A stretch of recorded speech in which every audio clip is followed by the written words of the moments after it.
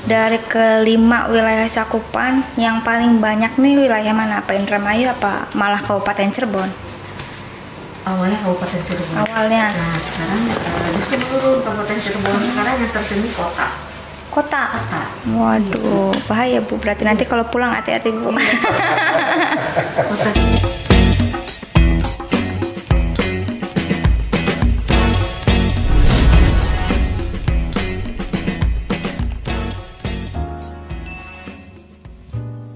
Halo, kembali lagi di Sisi Siska. Konten yang inspiratif, kreatif, aspiratif, dan informatif. Sobat Sisi Siska, hari ini saya kedatangan tamu yang luar biasa, tamu yang memberikan informasi buat kita semua. Ada Bapak Kepala Bapas dan Ibu Kasih dari Bapas. Jadi Sobat Siska, sekarang mungkin beberapa masyarakat masih belum familiar apa sih itu Bapas. Bapas itu kan Balai Pemasyarakatan yang nanti tugas dan fungsinya akan dijelaskan oleh Bapak Kepala Bapas, Bapak Nuridin. Oh, Nuridin. Maaf, Nuridin. Nanti kalau ganti harus tumpangan lagi, Pak. Oh. Bapak Nuridin. Yep. Dari Bapak dulu Ibu ya, Bapak ya. Santai. Pak Nuridin, ini kan Sobat Sisiska pengen tahu kalau Bapas itu secara overall, secara keseluruhan itu seperti apa sih fungsinya, tugasnya, terus lokasi di mana, enggak disampaikan kepada Sobat Sisiska. Oke, terima kasih. Assalamualaikum warahmatullahi wabarakatuh. Waalaikumsalam. Selamat malam dan salam sejahtera bagi kita semua. Terima kasih sudah diundang oleh Sisi Siska.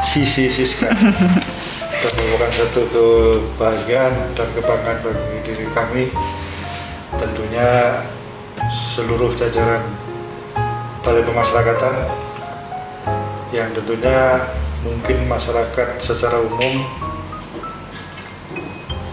belum mengetahui betul tentang apa itu Bapas. Bahkan kami sudah beberapa kali kunjungan di berbagai tempat karena wilayah kerja kami itu terdiri dari 5 kabupaten: Cirebon Kota, Majalengka, Indramayu, dan Kuningan.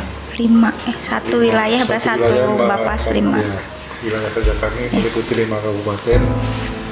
Yang ke-5 kabupaten itu sudah kami pernah berkunjung ke, ya terutama bupati, kepala daerah, sebagai kepala daerah. Kemudian mitra kami tentunya adalah kepolisian, kejaksaan, dan pengadilan. Di samping ada mitra-mitra lain yang terkait dengan pekerjaan dan sebagainya, balai pelatihan kerja, kemudian juga beberapa LSM, ya, LSM yang mungkin kaitannya dengan produksi, karena bagaimanapun juga tetap kami akan selalu berkoordinasi dengan mereka-mereka yang berkaitan dengan itu. Kemudian perlu kami jelaskan juga bahwa dulu namanya bukan Bapas, Bu. Oh, namanya? Dulu namanya BISPA. Mungkin Balai Bimbingan Kemasyarakatan dan Pengentasan Anak.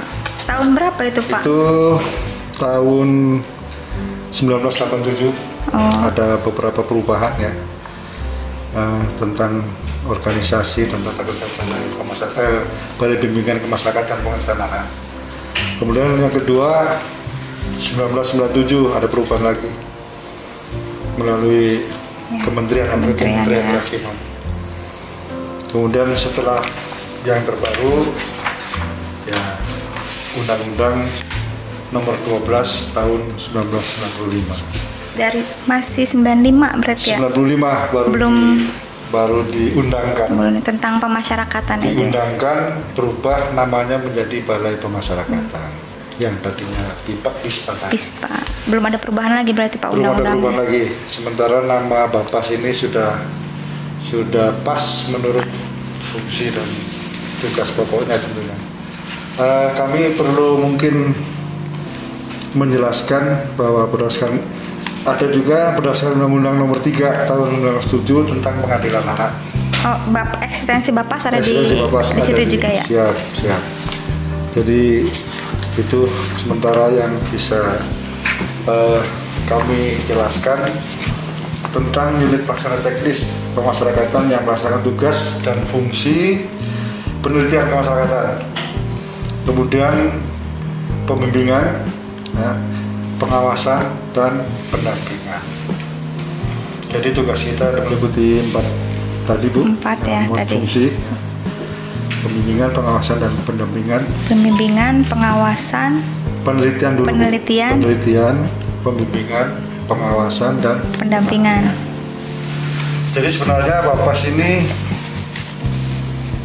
menurut undang-undang tersebut adalah jantung daripada sistem pemasyarakatan. Jadi tugas dan fungsi Bapas itu sudah mulai melekat, mulai bekerja ketika katakanlah anak yang berhadapan dengan hukum itu begitu yang bersangkutan katakanlah tertangkap ya, kemudian di BAP ya, di kepolisian itu. Polisian langsung memberikan surat kepada kita untuk dilakukan penelitian kemasyarakatan. Tapi selama ini begitu koordinasi selama dengan... ini sudah mulai diterapkan dan alhamdulillah bahkan di undang-undang itu sendiri keras. Seandainya putusan pengadilan ketika memvonis anak yang berhadapan dengan hukum tidak ada litmasnya, tidak ada penelitian masyarakat yang melibatkan kita, maka dianggap putusannya tidak sah. Oh, berarti sudah disebutkan di undang-undang jelas ya, berarti memang harus ada penelitian masyarakat dulu yang dilakukan oleh Bapas. Okay. Kemudian setelah melalui persidangan kita memberikan masukan kepada baik kejaksaan maupun pengadilan untuk yang bersangkutan apakah patut dipenjarakan atau melalui konversi. Nah, ini mungkin nanti akan teknisnya akan dijelaskan oleh Ibu Kasih. Saya. Kebetulan beliau yang menangani bidang anak. Kalau kami hanya mungkin menjelaskan secara umum saja. Komandonya lah ada di Bapak ya. Bahwa Bapas itu punya peran yang demikian. Iya, punya peran yang luar biasa, yang harus membimbing anak-anak kita semua ya Pak di sini. Jadi anak-anak yang khususnya berhadapan dengan hukum. Khususnya anak-anak, tapi lebih jauhnya klien dewasa pun tetap membutuhkan kita. Klien dewasa bukan hanya anak-anak aja berarti. Bukan anak-anak saja, dewasa pun membutuhkan kita. Karena gini Bu, setelah divonis misalnya yang kena hukuman orang dewasa, misalnya saya ambil contoh 3 atau 6 tahun supaya lebih mudah untuk menjelaskannya. Kalau yang divonis 3 tahun, maka dia seandainya tidak melakukan pelanggaran dalam melaksanakan hukuman tadi di lembaga pemasyarakatan, maka ada hak-hak yang diberikan. Tentunya sebagai ya katakanlah reward ya dari apa yang mereka buat di dalam, yaitu dengan catatan tidak melakukan perkelahian, tidak melakukan pelanggaran-pelanggaran. Baik-baik lah di dalam ya. Baik-baik ikut kegiatan pembinaan yang ada di dalam. Maka setelah 2/3 dari masa pidananya sudah dijalani, dia berhak dari sepertiganya untuk mengajukan namanya pembebasan bersyarat. Melalui Bapas itu. Pembebasan bersyarat adalah salah satu persyaratan yang harus dibuat oleh Bapas, yaitu melakukan dimintakan penelitian kemasyarakatan. Ya selama ini kan mungkin Sobat Sisiska belum tahu ya Pak, memang kalau 2/3 masa tahanan mereka berkelakuan baik apa, ternyata syaratnya ada dari Bapas juga. Pada hak tapi harus melibatkan Bapas. Bapas juga ya, melibatkan Bapas ya. Dan kalau kasus-kasus tertentu harus asesmen segala macam Bu. Asesmen dengan Bapas? Bersangkutan, dengan yang bersangkutan yang melakukan asesmen kita untuk merekomendasikan bahwa yang bersangkutan betul-betul sudah bisa mendapatkan haknya sebagai untuk pembebasan bersyarat. Jadi melibatkan kita. Jadi kalau ingin saya jelaskan bahwa hak yang didapatkan mereka tidak cuma-cuma, Iya. tapi betul-betul hak itu didapat setelah mereka melakukan yaitu tadi baik dan menurut keputusan kami, menurut penelitian kami yang bersangkutan sudah berhak untuk mendapatkan hak yang Haknya. sepertiga tadi. Oke, ya. Sementara itu yang bisa saya jelaskan. Siap Pak Kepala ya. Siap. Kalau Bapak Pak Kepala. Kalau sekarang ke Ibu kasih Eris. Bu Eris ya, Bu Eris. Bu Eris kan kasih BKA. Ya, bimbingan klien anak. Belum ganti nama berarti belum tumpengan. Dari dulu namanya Bu Eris, Bu. Iris. BKA itu belakangnya kan saya klien anak, nah bimbingan klien anak. Nah, berarti tadi kan selain ada BKA ada dewasa ya. BKD. BKD, Oh. yang dewasa. Ya. Kalau di kabupaten BKD beda lagi Bu. Oh, Badan Kepegawaian. Oh. Yang sekarang diganti BKPSDM. Ya, Bu Eris, ini saya tadi tuh sempat baca-baca dulu apa sih ya namanya, ya di Google lah, saya cari-cari informasi dulu. Ada yang namanya Bapak Sahabat Anak. Iya. Nah, masih ada nggak sekarang? Itu program atau sebutan atau apa Bu Eris? Izin Pak. Ya. Bapak Sahabat Anak kemarin menjadi program unggulan kita ya Pak, ketika akan meraih WBK. WBK, oh iya. Wilayah bebas korupsi. Iya. Unggulan masing-masing UPT kan harus punya unggulan ya Pak. Nah, untuk anaknya yaitu tadi Harus ada Sahabat Anak. Bapak Sahabat Anak. Jadi istilahnya apa ya, merangkul anak-anak yang berhadapan hukum atau kayak gimana tuh, tugas apa, fungsi dari sahabat anak itu seperti apa? Ya. Intinya kami sangat peduli terhadap anak-anak. Kita tidak melihat anak itu korban atau pelaku. Kita upayakan pelaku karena kita kan Bapak menanganinya pelaku bukan korban. Oh iya, korban beda lagi Beda lagi, ranahnya. korban dinas Iya. sosial ya. Iya, dinas sosial. Pelaku. Nah, di sini pelaku kadang dari sejak ditangkap oleh polisi mereka sudah, apalagi berbicara masalah hukum kan sudah jauh ya. Iya. Nah, dari situ berfungsi sebagai pembimbing anak.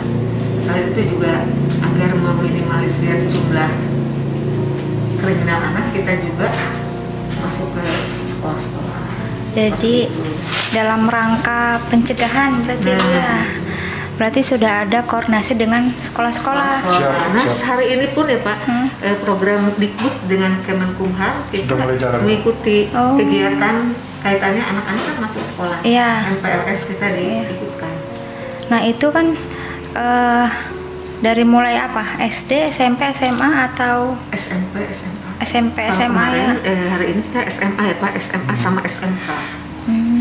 Sewilayah 5 wilayah yang dipegang. Sementara ini mungkin baru di Cirebon dilaksanakan. Iya. Baru di kota Cirebon. Di Kota saja. Nah, ini nanti kabupaten lah, saya tanya Insya nanti Allah, ke. kita akan bergerak. Ya iya dong. Kabupatennya Pak. Mungkin saya jelaskan sedikit ya, Iya, agak boleh. tadi mungkin kurang lengkap. Tadi yang saya sebutkan bahwa 5 wilayah yang kami tangani, kami sekarang sudah mulai mendirikan pos Bapas. Pos Bapas. Pos Bapas itu merupakan kepanjangan dari Bapas.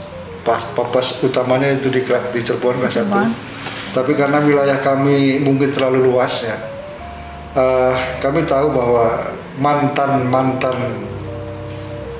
narapidana katakanlah, Iya. atau yang sedang dalam menjalani proses pembebasan bersyarat, asimilasi dan sebagainya, tentunya setelah mereka keluar dari lapas kan hubungan dengan masyarakat nol lagi, Bu. Iya, betul. Apalagi yang ekonominya di bawah, menengah ke bawah. Tentunya mereka harus, kan di sini ada wajib lapor, Bu. Setelah mereka mendapatkan haknya, jadi tidak dilepas begitu saja. Ya. Mereka harus tetap koordinasi dengan kita sampai kemudian nanti bebas secara murni setelah menjalani masa yang sepertiga haknya tadi. Jadi selama 1 tahun ditambah sekian itu ada hitungannya nanti, Bu. Kami mungkin kalau mau lebih jelas nanti kan kami jelaskan. Jadi nanti menjelang masa bebas itu mereka harus lapor ke kita, dan kita akan juga melakukan pencatatan apakah yang bersangkutan memenuhi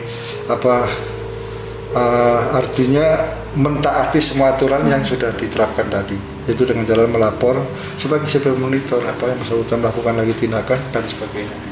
Karena biasanya setelah tadi yang saya katakan bebas dari lapas, tentunya mereka hubungan dengan kawan nol, apalagi misalnya mau kerja dan sebagainya harus ada surat kelakuan baik dan sebagainya. Ini tentunya melibatkan kita juga, Bu.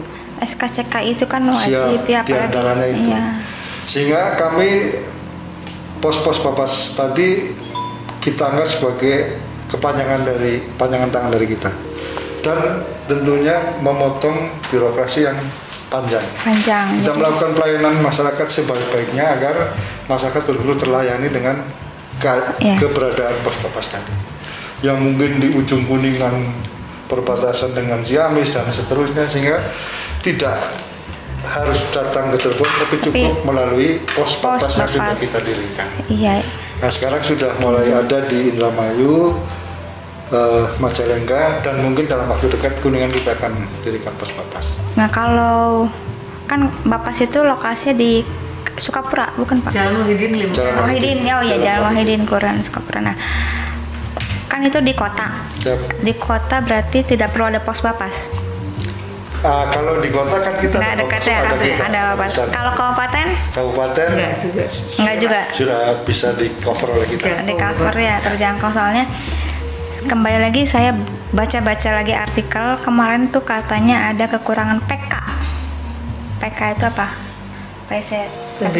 Pembimbing ke masyarakat. Nah, itu ada termasuk salah satu kendala kenapa Bapas ini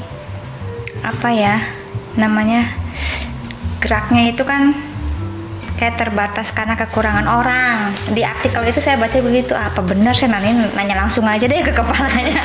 Konfirmasi apakah memang PK-nya itu kurang atau emang, tapi karena adanya pos Bapas terbantu atau kayak gimana, Pak? Siap. Jadi gini, Bu, pos Bapas itu juga pegawainya nanti dari kita, Bu.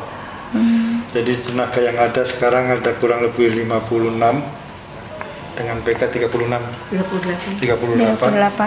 Nanti tentunya akan kita bagi lagi setelah adanya pos papas. Pos papas itu kemungkinan membutuhkan pegawai kurang lebih 4 sampai mungkin 7 orang.